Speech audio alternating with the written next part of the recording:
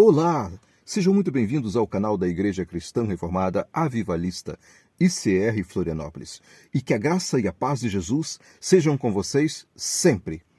Vamos tratar aqui resumidamente de assuntos abordados nos nossos estudos das quintas-feiras no templo. E o tema de hoje é batismo nas águas, mais do que um cerimonial. No cristianismo verdadeiro, há duas cerimônias que são essenciais e que devem ser mantidas por serem divinamente ordenadas: o batismo nas águas e a Santa Ceia, descrita como ordenanças, porque foram ordenadas pelo próprio Senhor Jesus. O batismo de João trouxe uma nova visão sobre o batismo nas águas. O povo de Israel já se acostumara com as liturgias, limitando-se a cerimônias como as da circuncisão, batismo de prosélitos e dos rituais de purificação, crendo que desta forma estariam em paz com Deus. Até que apareceu João Batista no deserto, pregando o batismo de arrependimento para a remissão de pecados. Saíam a ter com ele toda a província da Judéia e todos os habitantes de Jerusalém, e, confessando seus pecados, eram batizados por ele no rio Jordão. Marcos 1, versos 4 e 5. João pregava o arrependimento para que Deus perdoasse e purificasse o pecado do ser humano. E somente após as pessoas se arrependerem, as batizava nas águas como um sinal de sua purificação. Vendo ele, porém, que muitos fariseus e saduceus vinham ao batismo, disse-lhes: raça de víboras, quem vos induziu a fugir da ira vindoura? Produzi, pois, frutos dignos de arrependimento. Mateus 3, versos 7 e 8. João deixou bem claro isto. Para que alguém fosse batizado, tinha que provar que sua vida refletia posturas que apontavam ao arrependimento dos pecados. E o que o batismo nas águas não faz? Não regenera ninguém. Enquanto alguns ignoram a importância do batismo nas águas, outros supervalorizam este ato. Uma doutrina perigosa ensina que a água batismal transfere graça divina e, por causa disso, batizam crianças. Ou prega a regeneração batismal, isto é, que o batismo nas águas participa da salvação do homem, purificando de seus pecados. É bom nunca esquecer que a salvação é consequência de arrependimento e fé. Disse Jesus: na verdade vos digo, que quem ouve a minha palavra e crê naquele que me enviou, tem a vida eterna, e não entrará em condenação, mas passou da morte para a vida. João 5:26.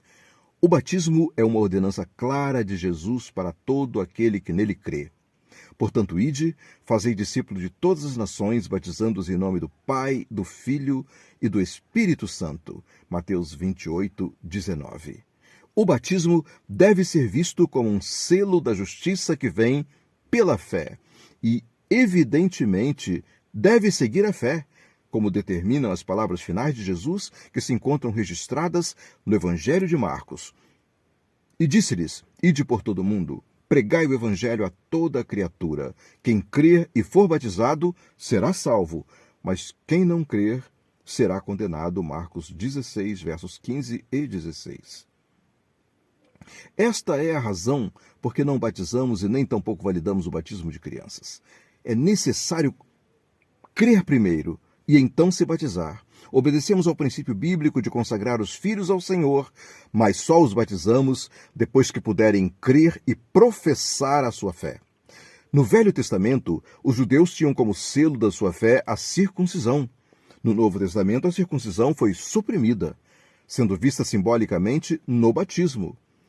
Nele também vocês foram circuncidados, não com uma circuncisão feita por mãos humanas, mas com a circuncisão feita por Cristo, que é o despojar do corpo da carne.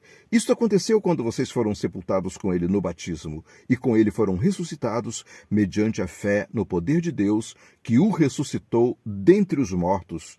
Colossenses 2, versos 11 e 12.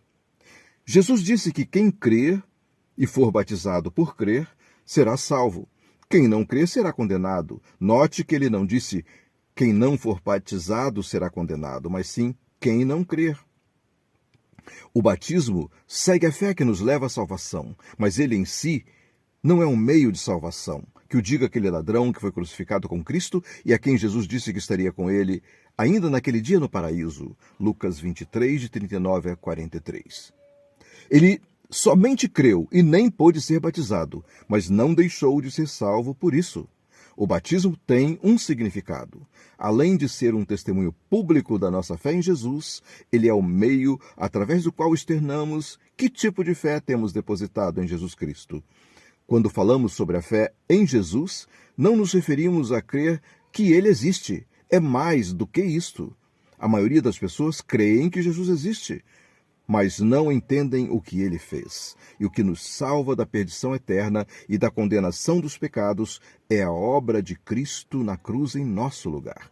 Na carta aos Romanos 6, versos 3 e 4, Paulo escreveu: Ou vocês não sabem que todos nós que fomos batizados em Cristo Jesus, fomos batizados na sua morte?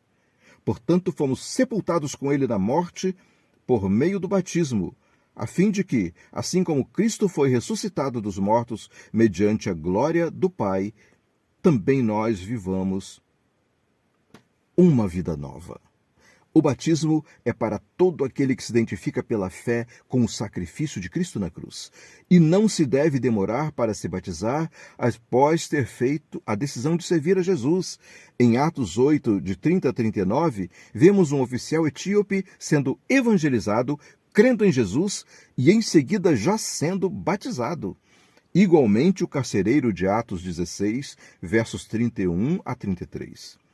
A palavra baptismos do grego significa imergir, mergulhar.